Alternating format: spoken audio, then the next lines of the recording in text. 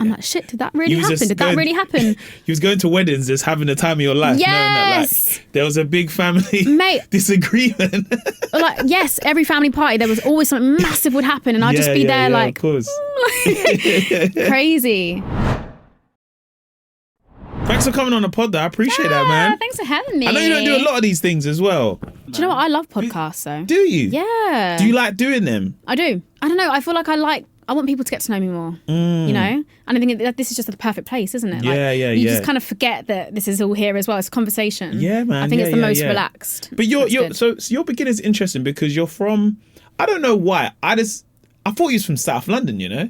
Really? I just did, you know? But you're from Wycombe. You grew up in Wycombe, yeah? We were just speaking about it before, Buckinghamshire. Yeah. Your mum's a teacher. Yes. And your dad's a champion boxer. He was. Wait. When I was like a baby, like not.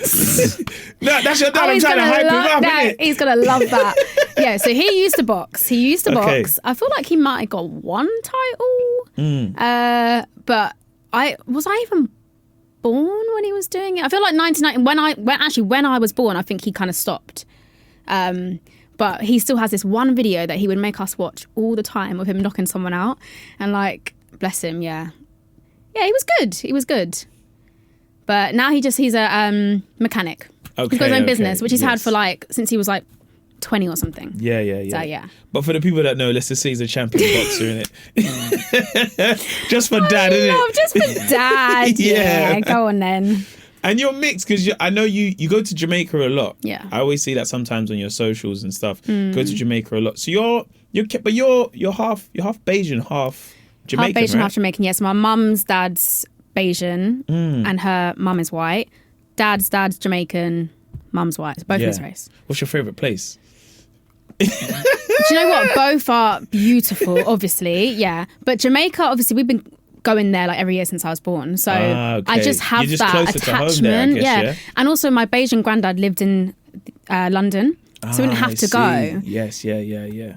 I feel like I need to go Barbados and see more of my family and like get more in touch with that side because it's part of me as well. And I do love Barbados. It's beautiful. It's beautiful. Go to Oystins, the fish fry. Yeah, no, it's really nice. It's so relaxed. Yeah, slightly westernized. Do you not think?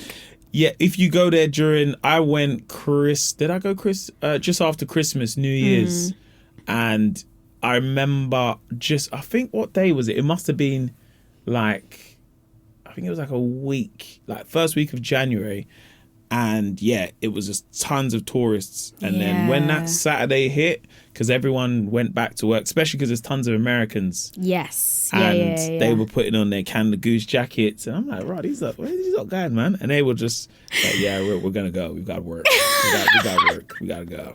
So I was like, fair enough. Because you forget how close it is to the States as well. So for them, it's like the equivalent of us going to like an Ibiza or Menorca or something like that. Do you know what I mean? Lovely, lovely place though, man. Yeah, so, no, it is beautiful, yeah.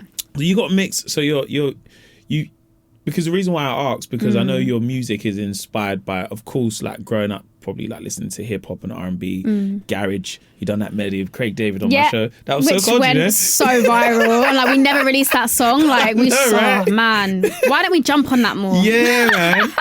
But then also, I know that you in terms of your sound, you know, you've got like a sound of like Afro beats. You've got a sound of like an amapiano and reggae. So and you've always like mentioned in interviews how much that has inspired your sound as well.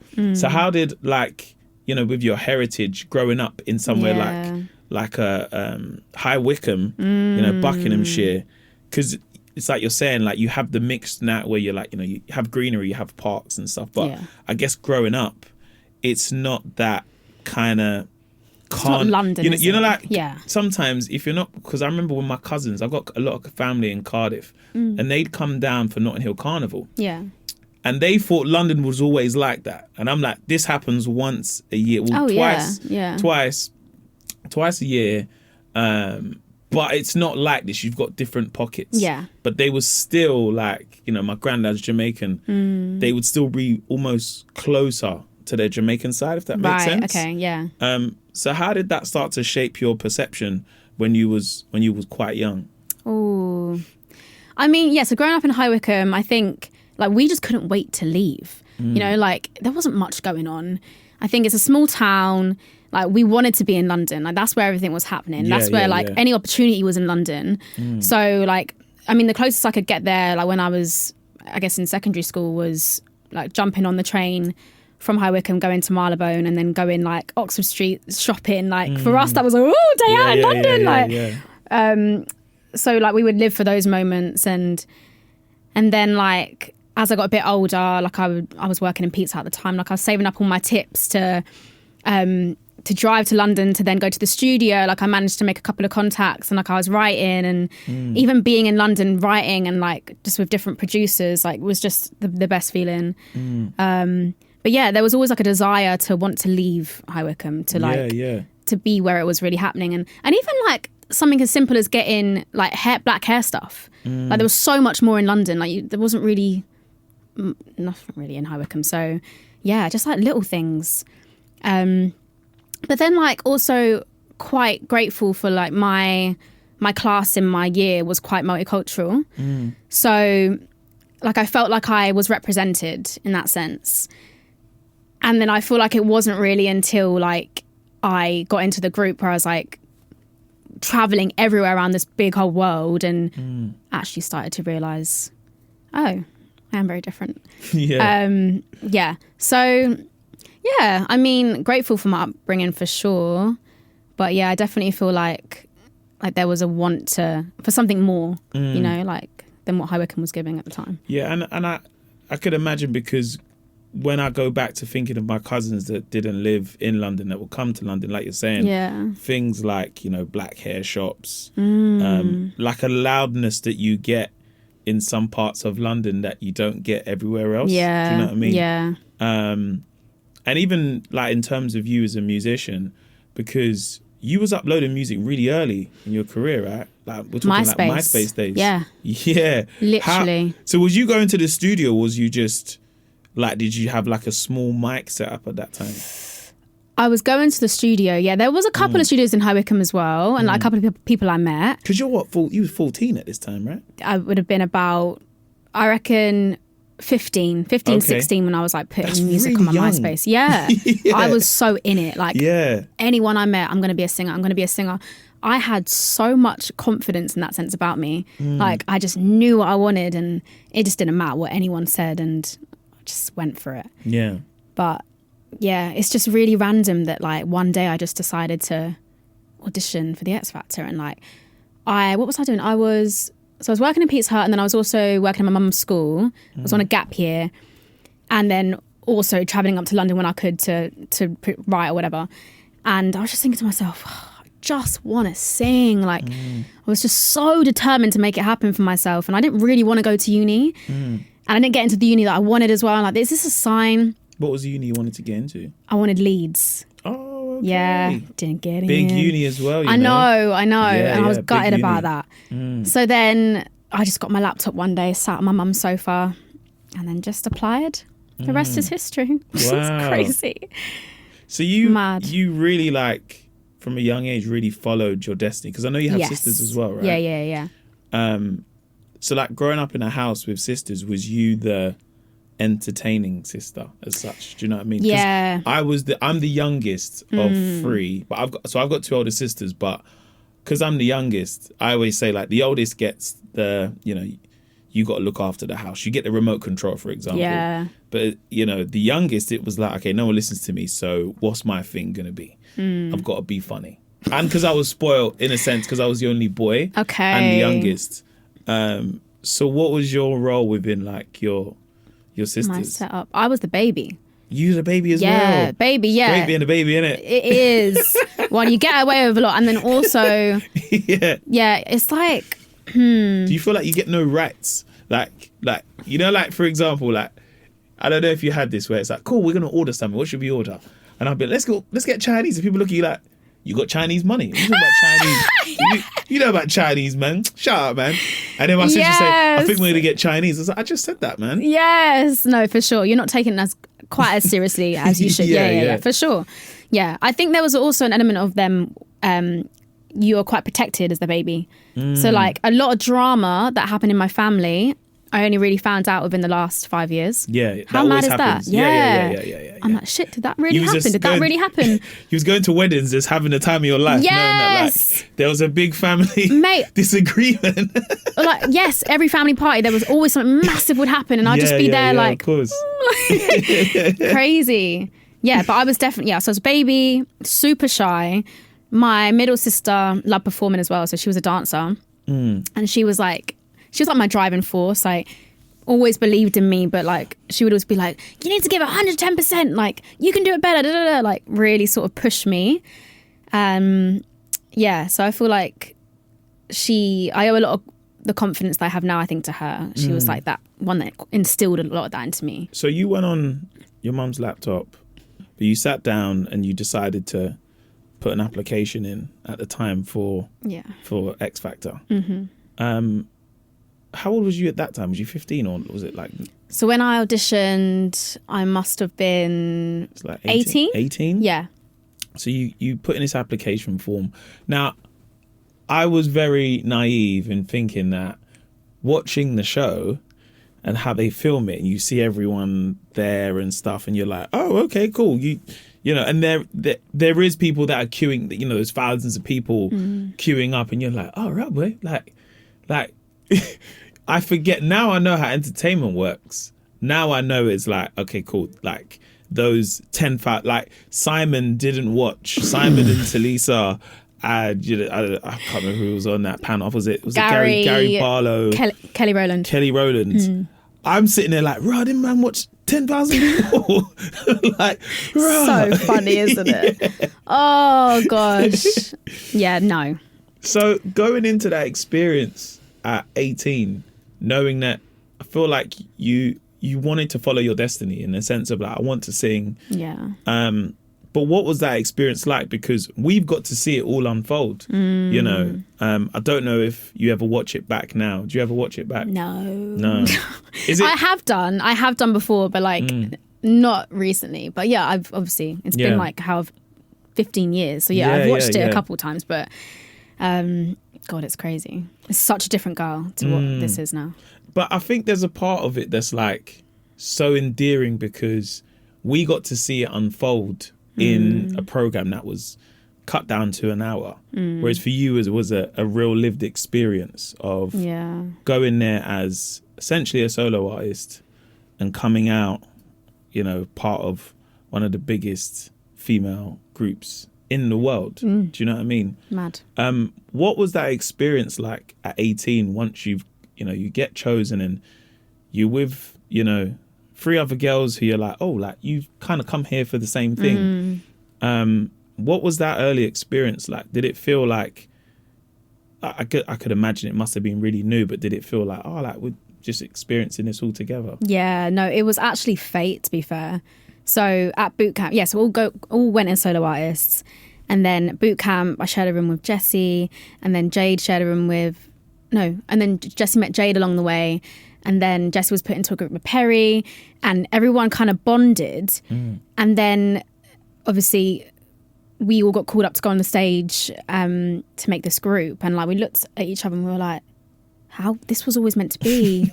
How can something be so perfect and fate? Because Jessie had got on really well with Perry and I was in a group with Jade, and it was like, this is just mad. And you know, one of those things where you just feel like it always had to happen and in that exact way. It was literally like that. So, and even though we all went as solo artists, we were like, we want to be in a group. Like it just felt so right. Mad. Yeah. When you're in that environment, because it's being documented on television, it's probably, was there ever times where you kind of blinked and you're like, started this at 18 and you're like, hold on, wait, I'm 25 now, because you just turned 34, right? Yes. Happy belated, man. Happy belated. Thanks. But is there times where there's a snapshot in your life where that happened at 18 and, you know, people say in your 20s is like the year of like, oh, you know, I get to find myself, I go traveling, universities, and, you know, at a time when you're 18, you know, your age mates are going to uni, they're going to, let's say, Leeds, for example, and you're in, you know, a group and you're doing what you wanted to do. Was there ever times where you're just like, this is happening so fast and I'm missing out on experiences that my other friends are doing, and I'm not part of that. So interesting. Because, well, yeah, actually, there was a lot of things that I feel like I missed out on with my friends. And I remember there was one friend that I couldn't really be there for, and like she'd gone through a really traumatic time, and I just remember feeling so shit as a friend, like, but I just wasn't able to be there and like in any capacity, and I felt awful. But literally from that moment of winning, we were gone up until lockdown, and that was like 2020 or something. It was constant. We were everywhere, and never saw really friends and family. But I mean, lucky enough to have such an amazing network. Like whenever I did see my friends, it was like I still got the same friends from school. And whenever I did see them, it was like, it was normal. And yeah, but definitely felt like, and you're right, it just goes like that. And now looking back at it, I'm like, that was like most of my life. Well, no, most of my life, or like it's such a massive chunk of my life. Your 20s, I feel like, is like one of the most crucial parts of your life. Yeah, as well. exactly. Yeah. So it is wild, but I mean, how lucky am I that I did actually get to live that dream, and I'm still living it now, you know, and like I'm sat here and it's wild. And it's only like coming out of it where I'm looking at it and what we did. I'm like, damn, we achieved so much. Like we genuinely did it. So yeah, it's like an amazing feeling. And I was saying as well, like the other day, like a fan came up to me and like, oh, like I grew up on your music. I grew up listening to you. And I'm just, oh God, so well. Like what? We're in that stage now, like getting to like legacy stage. Mad. And that's incredible at a time where you are now as a solo artist, being able to look back and you're like, oh my God, we've done all of that. And now I get this exciting new chapter as myself. You know, I've got to do stuff where it's a shared experience, and I think it's such an amazing thing to experience with other people. The only comparisons I have is when I used to do like some of the small videos and stuff. Michael Dapper would do videos as well, so he'd be the only person I can call and be like, hey bro, I got invited to this Adidas event. Yeah, me too, man. And he's like, yeah, they're gonna give me free clothes. Yeah, me too. And it's hard because it's not I couldn't tell my other friends this. It was sharing the excitement of someone that got it and understood it. You know, which I guess at that time for you it must have been, you know, and also seeing the world as well. Oh, man. What was that? Because I know you guys are big worldwide, and you know you're doing concerts and festivals everywhere. In like what Philippines, some of your like all around Asia. Like we toured the whole of America, and that was with Demi Lovato. So like 2012 or something. Like I was so young and I got to see the whole of America. Like I literally felt like I was in a movie. You know, like stopping at like gas stations and like coming off the tour bus. Was that your first time going to America as well? I'd been to Florida. Okay. When I was younger, like Universal Studios and all that sort of stuff. But yeah, the first time like really, I guess going anywhere else. So, oh my gosh, it was just unreal. It was probably one of the best times of my life, I actually think, that tour. Because I just remember like not many people knew us as well. It was so early on, like we were going out and living our lives. Like just, oh my gosh. Yeah, we lived. Is there any places in the world you went to and you was like, because the only comparisons I use is through comedy of touring in a place where I'm like, I'm going to go Finland. I don't know. I had people that come to my show in Finland. Wow. But then you do the show and you're like, oh, right, this is sold out. There's people coming to the show. What was that like for you guys? Because it's on a much bigger scale. You know, going to places like Brazil and oh my gosh, some of these places where you're like, hold on, what there's tens of thousands of people. They know who we are. What were some of those surprising places for you guys at that time? Well, definitely Brazil. I mean, I feel like Brazil would always been somewhere that I was like, we have to go, because I always saw so much love online. But then even just Latin America in general, like so much love. And we finally got to go to Brazil when we did like a festival there, and it was fucking crazy. Like I've never witnessed anything like it. Oh my gosh. So that was just incredible. And like even now, like, as a solo artist, like going back to Brazil and like having so much love for me, and I'm like, this is it's just wild. And it's funny because we did so much in the group, but at the same time there was so much still left to do that we never had our own US tour, and like we never really got to go around Latin America. And for me, like I would be so fulfilled just as a human in general, like if I could do that for myself, like tour the US and also just go around Latin America and I guess go to all these territories we've never been. But I think Latin America is a massive thing for me. Like I would love to just tour there. So. Come on! Come on, Bad Bunny. Come on, bro. There you go. Because your stats are crazy in terms of, 19 top 10 singles, 5 number ones, 10 million records sold worldwide. Yeah. 10? Way more than that. Is it 10 million records? No, it's like 70. Really? Yeah. Oh, rotted. 70. What stats you got there? Wikipedia, is it? ChatGPT, boy. Oh, shit. So, where you are now in your career, because now you're in your middle. So, as a solo artist, when you have those heights of being able to tour and you're selling records and like any group, you all want to essentially, go to a place where you're like, I kind of want to do my thing, but also I want to live life. You've been on the road almost since you were 18 at this point. How does that conversation start for you where you sit there and, you are enjoying it, you start to enjoy the fruits of your labor. When you start to do something, you get comfortable and you're like, I can go on whenever I want. I can just do this whenever I want. How does that conversation start where you say, you know what? I really want to do this thing now. It's mad because coming out of the group, like obviously we've all gone solo. So when I first came out of it, I had all this expectation on my shoulders, like, right, especially from my previous label, right, you need an overnight hit, basically. You need to be just as successful as the group. Like, that's how they made me feel. And like, so stupid and naive to think that that could be the case. Like, we took 10 years to get those stats, like it's not something that's going to happen overnight. Like, you're going from a group where like, there's 4 people and like you're leaving that, and naturally the fan base is going to divide, not everyone's going to come along. And also, like, I've made the decision to do music that is very different from the group as well. And so there's that to think about too. And I think I've kind of gone on this journey of like trying to take those expectations off me, because honestly, like, it does not do good for my mental health at all. And even like the decision to go independent and just kind of have that full creative control, and like I owe that to myself. Like, I have done this for so long, and now I can finally be true to me and do what I want to do. And like, why would I waste that by living how someone else tells me I should, what it should be, like someone else telling me what my music should sound like and what it should be like. I'm not there anymore. So I mean, as hard as it's been, like, because it has, and like, there's always like that comparison as well, like, and that is hard. Like, and I had it in the group to an extent, like there was always that sort of comparison with whatever, and then now leaving it, it's like it's still kind of there, even though it shouldn't be.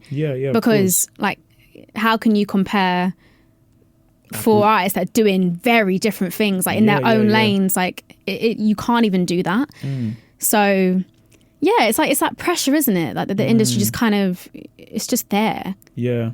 What does that pressure do to you in terms of when you're in the studio? Does it make you say, I don't want to give them the thing that they're expecting. I will want to go down this route and like push this even more? Now it makes me feel like that, for sure. Because I'm just like, I think I've really, really searched for like my own thing, my own sound, and I wasn't thinking about like what's going to be marketable and what's going to sell. Like you don't even know what's going to sell nowadays, TikTok decides. So it's like, why am I going to waste that and not do what I want? So that's why I feel so proud of what I'm putting out now. Like, as an independent artist, like, this is the sound that I've always dreamt of having, like, and a lane for myself. Well, Yeah, exactly. And really sort of carved something out, and that I'm just going to keep pushing, and something like an album as well in 5-10 years time I'm going to look back on and be so proud of that I just did it my way. And like follow my gut, because it's never failed me, and I just feel like happier than I've ever been, really. As an independent artist now, being part of one of the biggest female groups in the world, and as an independent artist now, how does it feel when you're on stage and it's just you? You know, where I guess there must have been joys and times where you're with, you know, the rest of the girls and you're like, oh, okay, cool. You know, I don't know, it could be a small thing like my in-ear isn't working and okay, this is my verse, but you've got me there. Yeah. What's that like now, being kind of like by yourself? Does it feel more free, or is there times where you are in your element and you're like, oh right, it's just me now? Do you know what's mad? It's like there's two sort of sides to it. I think on one hand it's like it's all on you now, so like they're not looking at one other member maybe in that split second you make a mistake. Like, it is literally on you. But then on the other hand, there's no one to be in time with. Yeah. Or like, if I make a step wrong, I've not made a step wrong because it's just me. So it's like, but yeah, I don't know. I feel performing for me is just like my one love. Like, I just love being on stage, and it's when it just all makes sense for me, like why I'm doing it. Like, but you really lean into it though, because like you've got the choreography and the dances and the steps, because it could be very easy to say, look, I'm just gonna sing, I'll let everyone do what they're doing, but you really lean into the dancing. Do you know what I mean? I mean, like, that's just like, I guess, the Little Mix training and like energy, and like just that's still going through my veins, you know, like we always put a show on. And like there's so many different like aspects to what I feel like I can do as a solo artist, and I want to express that and show that. And yeah, I mean, it has to be a show. Otherwise, what are we doing? You know, I want to give everything. Yeah. I guess the beauty is because you've done this since you were 18. Yeah. It must be quite nice to be quite free and to say, I've got an idea for this, and you hit that step, and I'm going to do this bit here. Yes. And I will, because if you're in the studio and you know you're writing music as a songwriter and you're like, well, this is the route I want to go down, then it makes sense to put the rest of the pieces of the puzzle to say, well, now the dances have to be like this, or might be a small thing, or like we got to shoot the video here. We can't have a song that's, you know, a reggae vibe or I'm a piano Afro beats and just be in a studio. Yes. We got to take it to the place. Do you know what I mean? No, definitely. There is definitely, I mean, even more so now than ever, going independent as well. Like, I am literally creative director. Like, everything is coming from me. Yeah. But it's that idea of like just trusting my instinct and knowing that it's right. If I want it, it's right, you know, because it's me. So yeah, it's fun, you know. There's that's the fun part, like when you get to be creative, and like the music videos, the visuals, and I love all of that. Like I'll always be really sort of like an artist that cares about that, and even like this new era, like the narrative behind it all, and just just wanting to tell a story. And speaking about stories, you know, you started leaning into documentary making as well. Yeah.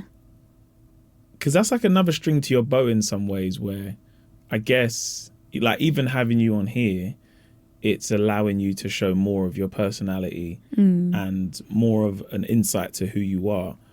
Whereas with documentaries, that's you saying, look, I've got this passion project and I want to really lean into this. It's something I really care about. You know, it's not the thing that's front and center of this is me in the spotlight, dancing, singing. Is tackling an issue that you just care about, and you just hope, hey man, I just hope people watch this thing and they listen to me. What made you step into that space? One of my good friends, Tasha, she's a director for documentaries, and I would speak to her like when I was in the group, like this was years and years and years ago, and we had the idea like maybe we should do this documentary about race, but it was really like at a weird time where it was a bit of a taboo subject. Like you just never knew how to speak about it, especially in public or like on TV or like in the media. Like speaking about race was it was quite a hard thing to do. But we knew we wanted to do it. And I remember saying to my mum, this was like, I would say maybe like a year before the BLM movement, and like when everyone started to talk about race, she was like, Leigh-Anne, like, this is amazing, but no one cares. No one cares. And oh God, I just never forget that. And then we started filming anyway, because like this needs to be told, and it was more so as well, like for me to, I guess, to talk about my experiences in the group with race and everything as well. And like, I think I really wanted to kind of get that out. And I think I've always been quite passionate about using my platform naturally. And I think I got that from the group too. Like, I feel like we always wanted to make music to inspire people, and I never took that for granted, my platform. And I guess being like a mixed black girl in like a white pop group, just wanting to kind of say that and get that story out there and talk about this issue and how it affected me. So yeah, I think that was quite important. Did it ever like weigh onto your mental health where you're doing all of this stuff and it's really exciting, and let's say you're touring and you're doing everything you could have ever dreamed of, but also plus more, you're it's like playing a game, but you're on the bonus levels at this stage. But there's always that part of you that's like, there's something I feel an issue with this thing I want to talk about, and I just want to be listened to. As much as people like hearing my songs, and that's great, there's other issues that I care about. And it must be also quite hard when, if you're doing press and they're like, so tell us about the new album. And, you don't want to be the one who's like, I'll tell you about the new album, but first. Yeah. Do you know what I mean? 100%. How was that? Because you speak about your mental health a little bit. Yeah.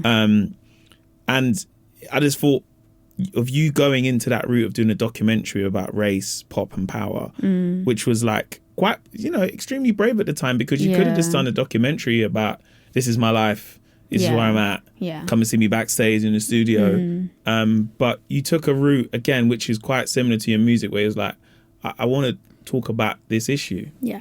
Yeah. Because I always think when it comes to pop music and it comes to representation, and I think of like the 90s of pop, and like, let's say like Top of the Pops, you watch Top of the Pops, and there used to be a time where I'd watch it and be like, oh right, there's garage on there. Oh, it feels like a moment, So I guess for yourself, you're doing music you like, but there's also a part of you like, I just want to, can we just do a mogul in this bit? Like, did you ever have those moments?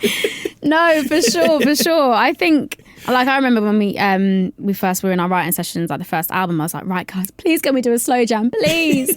Because R&B is like my one, like, I love like just anything else got R&B.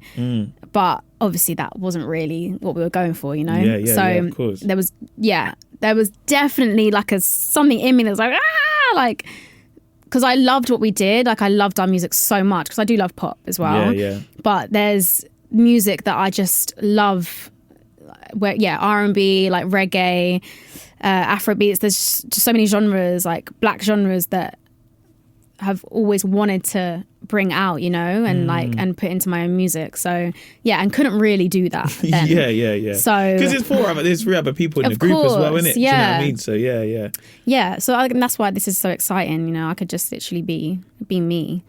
So, but then at the same time, I think Little Mix we were influenced by so many genres. Yeah. If you listen to some of our music, like, you can hear it. Oh yeah. There's a bit of rap in there, a bit of house in there. Yeah, like even like Touch has a bit of like an island vibe, like a little sprinkle. So yeah, I think that was like the beauty of us. Like, we were all like four very different girls, and like brought so much like different. What's the word? We were all passionate about different music, and you can hear that. I think you can also you can hear it, and you can see it in the sense of when everyone's done what they've done in their own solo careers. You're definitely a group of girls that have all said, no, I want to do this, I want to do that. 100%. And so I really like this type of music. Do you know what I mean? So different, yeah. And that's, I guess, what made Little Mix, like that blend.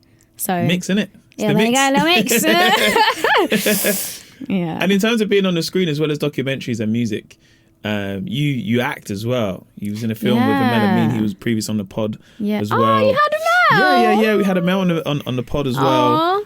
And you're playing a lead in that as well, which is a Christmas a black Christmas rom-com, which I had never seen before. One of the first ever, yeah. It's never, no one's ever seen it before. Yeah. So what was it also like stepping into that world? Because it must be so different compared to doing music or documentary is a passion project. Yeah. You know, music again is a passion project, whereas acting is like, because there must be the same questions you get asked of like as a musician. I don't know what the pressures of like, but it's like, can you act though? Yeah. Like, can you like? Because I know what it's like when you're on set. It's like, and action. Oh my gosh. And everyone's like. Stop! Oh my gosh. I felt like I was learning on the project for sure. Like that was my first acting thing. Of course. But I just also knew that I could do it. I don't know. Like I feel like performing music, like being an artist is like a form of acting when you're on stage. I don't know. I did drama. I feel like I kind of had it in me. And the character Georgia as well, she was very much me. I don't know what it was. Like I could really sort of relate in a way. She just felt like me. So I kind of just, and also with acting, you don't act. You're just natural. That is the hardest thing. Don't act, basically. Act like this is normal life. But, you know, I was so lucky to have Aml because he like coached me through everything and like, it was just amazing. And he's done it from a really young age as well. Yeah. So I guess having someone who, you know, when you look at each other's careers in some ways, you're like, well, yeah, I'd done music when I was really young. Yeah. You acted when you was really young. So I can kind of take the lead. I trust what you're going to say. Because if he was to start singing, you'd be like, hey, you want to hit them, I don't know, what's it called? You want to hit the C minor in that. Do you know what I mean? Yeah. No, but he is amazing. I feel like he definitely got the best out of me. There was one time, one scene where I had to get emotional and like I was doing it and he was like, right, go back to your room, listen to some sad, just do whatever you got to do to get in the zone. And I was like, shit, I'm not doing enough shit. Like I started freaking out. And then obviously it was really weird because I kind of had to put myself in like quite a traumatic place in my head to make myself emotional, which was quite wild. And I don't know if most actors do that. Yeah. But I was like, oh God, I don't know if I could like do that. Although I feel like I'd need to find a different process to kind of get in that state if I needed to. Yeah. But yeah, acting's like a whole different world. But I loved it. I got the bug for sure. Like I definitely want to do more. Yeah. Yeah. What would be like your ideal like piece or role to be in? Well, I love a psychological thriller. Is it? Oh yeah. Yeah. Okay. Any type of thriller. But I don't know, I could see myself like doing action or something and just doing stunts and I don't know. But then also I love drama. So like I love like exploring all the different emotions. Yes. Yeah. I think I'd be quite good at that. So yeah, I just listed everything basically. You're like a proper like creative in a sense of the vibe I get from you is a proper, would you say you're an extrovert? How funny. No. Like, are you quite an introverted I'm an introvert. person? I'm an extroverted introvert.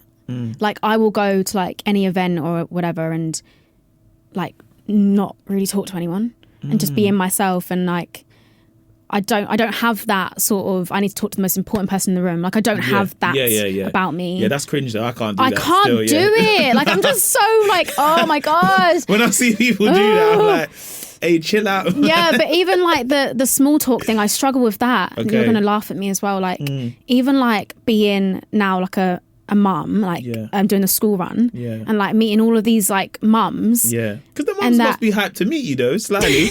You know what I mean? Maybe, I don't know. But like they're all so lovely, but like that small talk thing scares me and makes me anxious.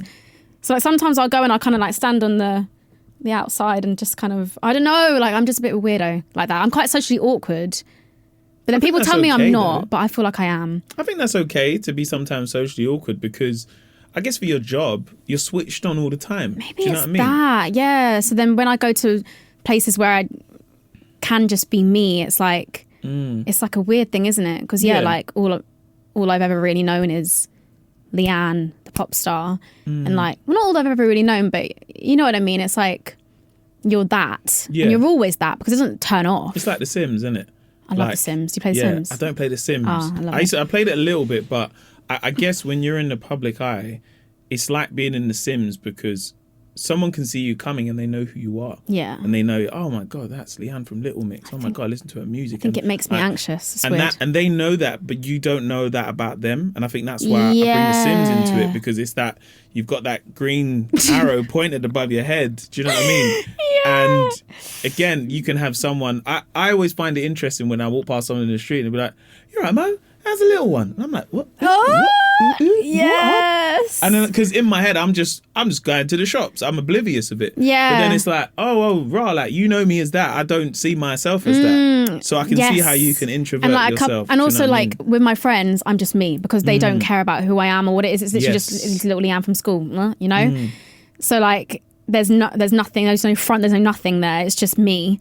So yeah, it's like new situations. It's like, and like a couple of mums were like, oh, we saw you on Strictly, you was amazing. I'm like, ah. But it is lovely though. It is sweet. But yeah, it's like a new world, I guess. But no, to answer your question, I'm an introverted extrovert. Okay. If that makes sense. Yeah, weird. When you are doing things like the school run, is it, because you're saying like you are kind of at the background and you know, you've got the twins, is it just about kind of just being like, nah, I want them to, you know, you're at the playground, you're like, no, like, play, do your thing. Oh my God, 100%. Do you know what I mean? Yeah, like, I mean, all these, like, this group chat, there's like all these apps, and like, it's just a lot, like, stepping into this like new world of, being like a school mum, and it is a lot, intense. But yeah, you want to do as much as possible for them, 100%. Like, they're about to make all their friends, and we're going to start to have play dates. So like, it's crazy. Yeah. But no, that it is a whole new world, that. But it's cute. Do you enjoy it? Because it seems like you really enjoy it, because, you know, you post about, you know, like your children and holidays. Yeah. Like, you show your personal side as well as, you know, your work side as well. And that must be quite a fine balance in some ways, because you want to let people in, but you're also like, I don't want to let you in too much. Yeah. Do you know what I mean? But also, we're living in a world where people want to know everything. Yes. And like, if you're not active, you don't exist, really. You know, you've got to be as active as possible to, like, I guess, keep momentum. And as much, you know what, I love social media because I can talk to my fans. And there's an app called Discord that I love because, like, it's so safe, and it's just like me and my fans, and we can just talk. And it's lovely. But like, every now and again I'll go on Twitter and I'll start scrolling and I'm like, oh, why did I do this to myself? Time to get off Why this, did I do that? And God. And it can be quite toxic. And I feel like at the minute there's like random, like, I don't know, like just other fandoms, and like they come for you, and it's just like, would your idol like what you're doing right now? Like, you're literally essentially bullying and trolling and other artists. Like, would your idol that you follow like what you're doing right now? You know?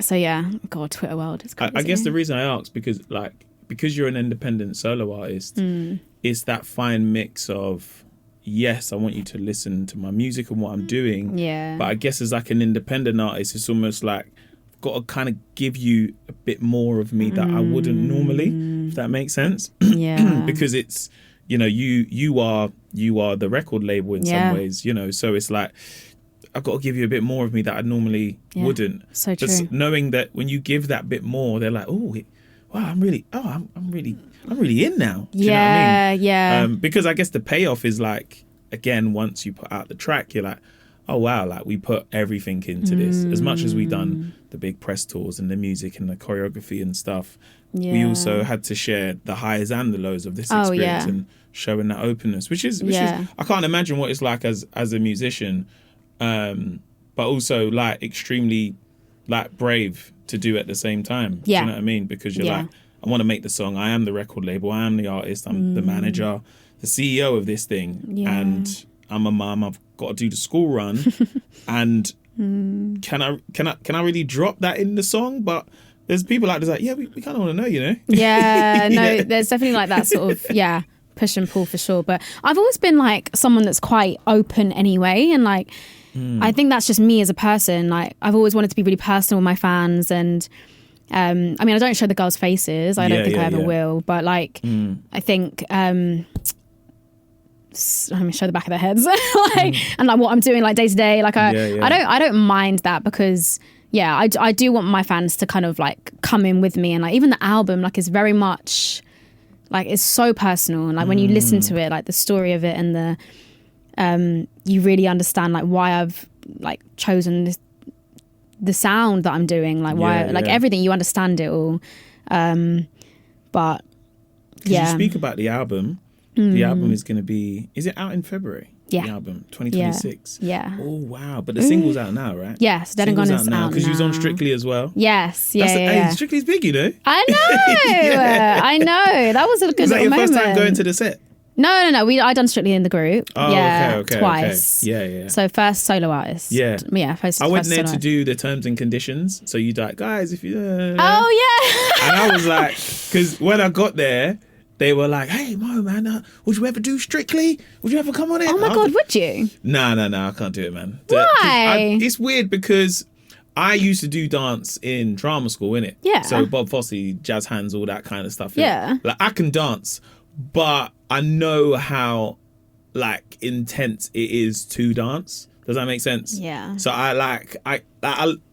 maybe a one-off. Do you know what I mean? Oh, they did the Christmas special thing. Maybe, possibly. Yeah, do you know what I mean? Yeah. Highly doubt it if you're listening. Oh, I'm really intrigued to see you dance now. But I can dance, innit? I've done contemporary and stuff like this, innit? Wow. Yeah. Oh, go on and win it, man. Go on. But I don't know, like, because obviously, like, my friend of mine, Eddie Caddy, done it, and he was like, bro, oh, I love him. It's not a joke, innit? He's like, your ankles, your knees are hurting. And I can't lie, I'm a pussy other times. I'm like, nah, this isn't for me, man. Do you know what I mean? Fair. This isn't for me, man.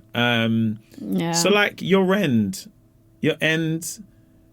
you know, you're in a place now where, you know, we've seen your kind of rise unfold with you and the girls of Little Mix, and now we're seeing you as a solo artist, you know, as a mother, and as an independent artist. So in terms of your end and where you're at, and you're still in like a beautiful sweet spot as well. You're in a really great sweet spot as an artist.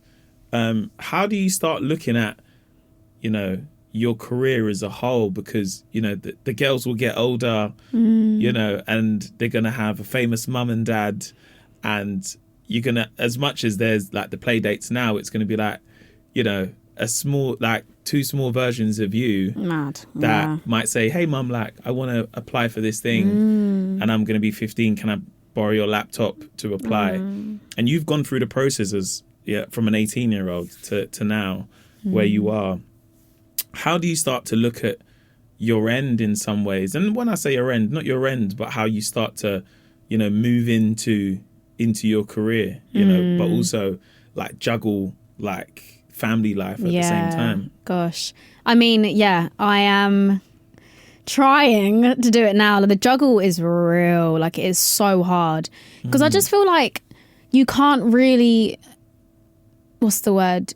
You can't give 100% anymore. You know, like that 100% is with my children.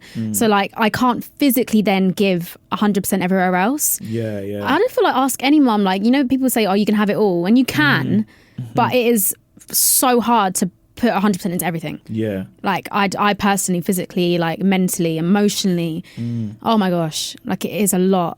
And like, I am definitely going through that mum guilt right now. And also like Andre living away, like, I get upset. They don't always have one parent. So I struggle with that. And I feel bad.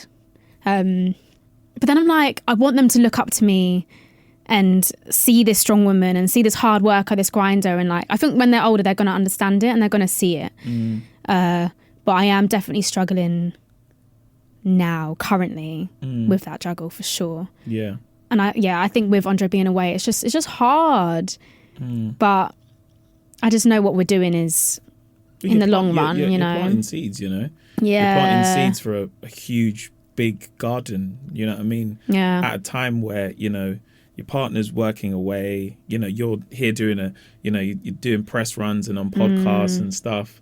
But I think the really unique thing that you're doing right now is planting all these seeds that once, you know, the girls are like 15 or 18 and they're like, hey mum, like we've got this idea and, you know, I want to be the choreographer and, you know, she wants to do the music, and you know that process. Yeah. And I guess that's probably the coolest thing you guys are doing now, is planting those seeds that by the time they're 15, you're able to say, yeah, like, you know, we're going to go on holiday. We're going to, you know, Andre might be coaching, do you know what I mean? And I'm going on a solo tour. And yeah, if you want to, why don't you be the backing dancers? Oh my God, crazy, isn't it? You know, duets back to back. I think that's the coolest thing, that what you're able to do. But I definitely I understand what the struggle is like, because no one gets to see that side of everything. Do you know what I mean? Yeah, you just for sure. show them the glitz and glamour of it. Oh yeah, 100%. And, you know, yeah. But no, yeah, I feel so grateful that they will be able to have these opportunities, and they love music. Like one of them is so good at singing, like hits every note, and I'm like, you're pitch perfect at 4 years old. And then the other one loves to dance, and it's like shaking her hips and doing her hands. I'm like, just calm down, you're 4. Yeah, like it's oh my God, it's the cutest thing ever. So like, yeah, it's mad. Oh, Leigh-Anne, man. This has been a good catch up, man. I know you've got an extremely busy day, so again, we really appreciate your time. And honestly, it's great to see you do so many things, which sometimes people often say to me, like, Mo, you're doing this, you're doing that. And I'm sitting there like, you know, documentaries, independent artists, you know what I mean? You're part of charities, you're doing music. Yeah. And on top of that, do you know what I mean? Juggling, you know, being a mother at the same time, you know, but also people don't see the side of what it's like when you're up late at night trying to get a song together, and then you've got to do a school run. Honestly, I'm blessed, man. I don't even know you like that, but you definitely make it look good, and you make it look easy. Do you know what I mean? So from everyone at the podcast, this has been your beginning, middle, and end. Thank you very much. Man. Thank you. Hey, what's up? Thank you so much for listening to the podcast today. Now, a lot goes into making each episode. I know you hear my voice, but there's a team behind the scenes who help make it. And if you did enjoy it, I'd really, really appreciate if you could show the love to them by giving us 5 stars. And if you also have the time, please leave us a review. It's always appreciated, and we love reading the comments. And of course, we want to keep making it better. Thank you for listening, and have a great day. Peace.